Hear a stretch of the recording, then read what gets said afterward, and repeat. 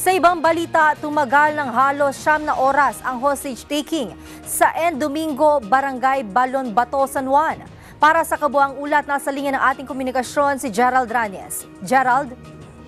Yes, nauwi nga sa isang madugong pagtatapos ang nangyaring hostage crisis kanina lamang. Sa panayam natin kay Police Chief Inspector Hamilsor Rosales, Police San Juan, ay kinumpirma nila na hindi galing sa kanila yung mga balang pumitil doon sa suspect at maging yung sitwasyon noong biktima na si Attorney Consunuevo ay agaw buhay pa hanggang sa ngayon, samantalang kinumpirma nilang patay na yung ating hostage taker na si Aton.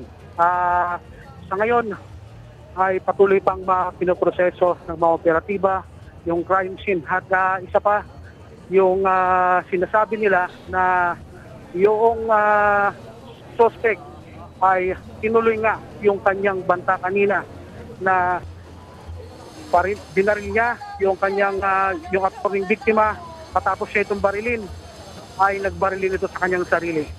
Kaya lumalabas sa investigasyon na hindi nagmula sa mga operatiba ang mga bala. Dahil ayon sa kanila ay ibinibigay naman daw nila yung lahat ng hiling itong ating hostage taker at ang pinakahuling kahilingan nga yung ticket pauwi ng Dipolog.